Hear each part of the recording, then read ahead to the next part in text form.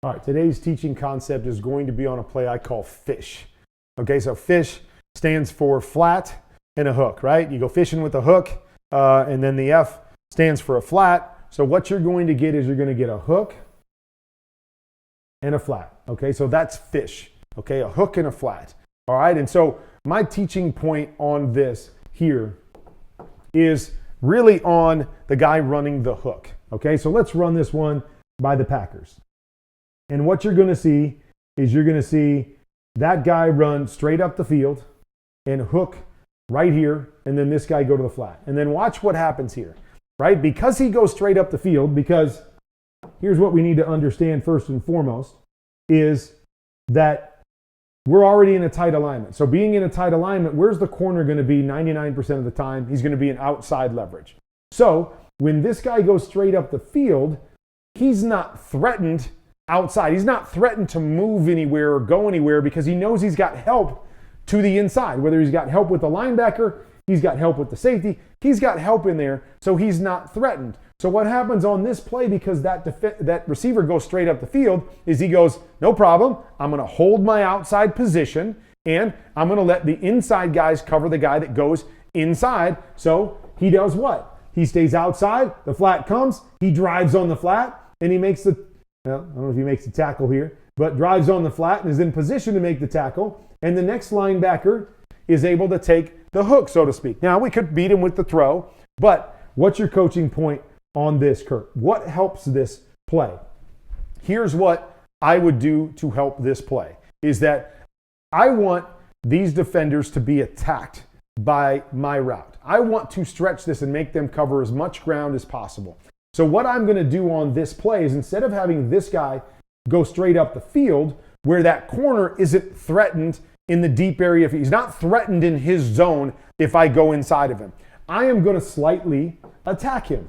So I am going to run this hook at him with a little bit of an outside push. Now, I'm not going to get too wide because I still need to have my spacing. So we need to say to ourselves, what's the spacing that I can have? So I don't mind if my guy gets to the inside edge of the numbers here on this route. Okay, so he's about a yard inside. So I can now go and threaten this corner. If I threaten this corner by running at him, what is he going to do? He is going to back up, right? He is going to feel threatened. He is going to be engaged by my receiver that's attacking him, and he's not going to be in a position to go, I'm not engaged anymore, I'm passing that off to the next guy, now I can break on the flat. I am going to threaten him so he can't cover the flat, and that ultimately puts the pressure on this linebacker here, who's really his responsibility is to cover the flat. So we're going to make him cover the flat by threatening the corner and not allowing the corner to help him, okay? Even if the corner happens to still help him.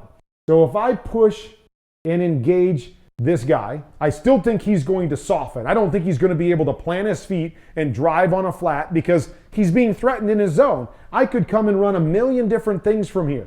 I could keep pushing and run a curl. I could get to this point, push vertical and run it in. I could push vertical and run a corner. I could run a go route right there because I'm attacking his responsibility, so he has got to be engaged with me. So that's going to help the flat. But let's just say it doesn't happen, and I push up and go here, and he still stays outside of me and is able to go and cover the flat. The other thing that I've done on this play is I've widened myself just another yard away from this guy. So if the corner is the guy that's going to be my read guy, if he's going to be the flat defender, I'm helping myself spacing-wise from the inside backer to make this a little bit better. Okay, so if it's here, instead of him kind of working and going there, just push out here, go to the inside number. Even if this guy gets outside of me, I'm going to force this guy to have to cover another yard to play this particular route.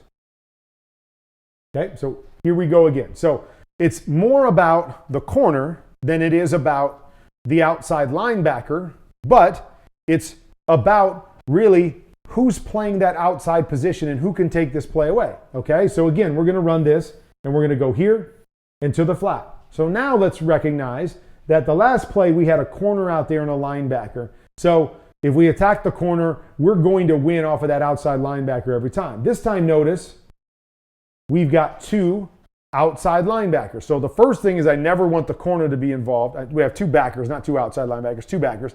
I don't want the corner to be involved. But that width, the other thing that it does is that, here, let me just run this first. Let me just play this out. Okay? So we still get this open right here. And the corner, you start to see him. Now it's the opposite here. He's driving on this play because, what? Watch him. When this guy goes inside, you see how he stops his feet? He's not threatened back at all. So he's squatting his feet. He's ready to break on anything and attack whatever's there. So boom, see him attacking? He's coming to make the play. The outside linebacker covers the flat, and we don't have a whole lot there. But the other factor here that isn't playing out is when he goes here, this next backer is in great position to steal the hook route. Now, he holds off to the inside, so we have it, but now the corner's driving, possible outside linebacker taking it away. So let's do two things. Let's attack the corner. What did we say? We can get all the way to the inside of the number. So here, maybe it's 2.5 yards. Attack the corner. Get him to soften and play hard. Okay, now come off with the flat. This guy still can't cover both of them, right? That's why the alignment and the spots on the field are so important, because I don't want to get so wide that he can cover both of us. He can't cover both of us from that position. So what I'm really trying to do is make sure the corner's not involved, and I'm trying to isolate this defender. So if he holds inside, I can still throw the flat. If he goes running through to the flat, what I've done is I've created more space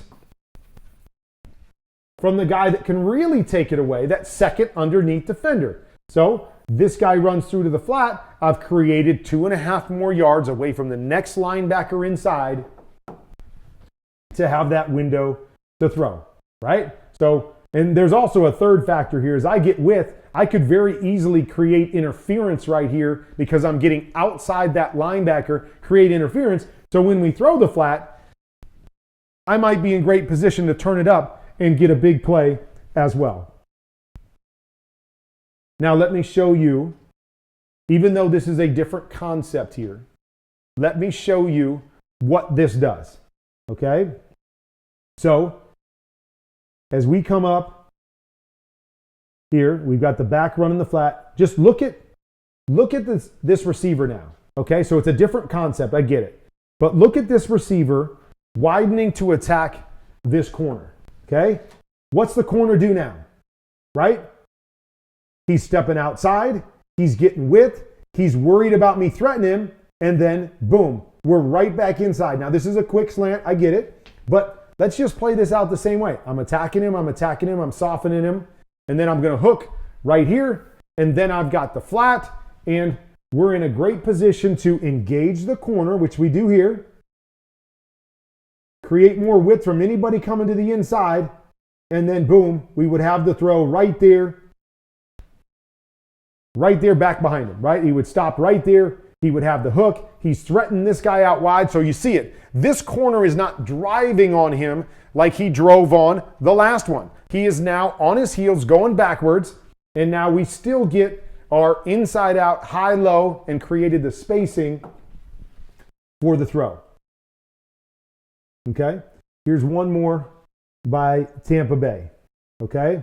So just want you to think about it the same way. Now, the tight end there is already kind of maybe as wide as we want him here. We don't want him a whole lot wider than the inside of the numbers or the top of the numbers, like I said. But I just want you to watch, again, just a slight, and this is very slight. Just see how slight he is at attacking the corner, right? He attacks, and it's hard to see, but it's just a slight attack outside to the corner here. So he's inside edge of the numbers, and he gets about a yard inside into the numbers. But by attacking him outside, this guy has to back up. This guy is threatened because we're attacking his zone, and he's going to back up right here. Boom. Okay, you see it. He's backing up, and now we're in a great position right here. Now, it's a little different concept here. We're trying to create more of a rub, so we're going to hit the bullets right here. But you see this guy flying through there. Got this guy to soften. I'm way far away from that guy right here, and I've set myself up for a great throw back to that hook if I don't like this quick throw right here. So I've widened the corner, He's getting back. Boom. There's a great window right there. All this distance with that hook route. And all we're trying to do is create more width, and we're trying to attack the responsibilities of the defense. Know that I don't want the corner involved. If I were to run this inside, which I see a lot of guys do that too, they run it inside. What does it do? It frees this guy up. He's not threatened anymore with, you might take it deep. You might beat me behind me, so I can squat my feet. I can read what's happening, and now I'm in great position to, boom, come off here. These next guys are in better position to cover the hook going inside because we're condensing the space. What do we want to do? We want to get this isolated off of one guy. We want one guy to have to cover both of these guys. So I don't want the corner involved, and I don't want the next backer inside. I want both of those guys out of the picture. How do I do that? I widen to engage the corner to get him to back up so he can't break on it and make a play. I widen so I stay away from that next backer to the inside. So if the outside backer wants to chase the flat, I'm in great shape to catch that hook, to create separation and space for my quarterback. And it's the little things. It's the little details. Why?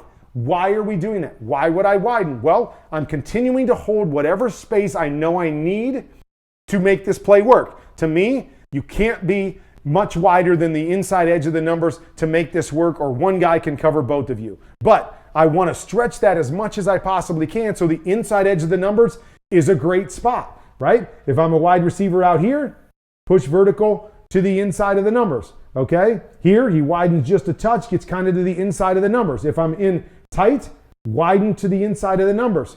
Engage the corner, force him back, attack his responsibility, and then create the spacing you need off of the next linebacker to be able to have success.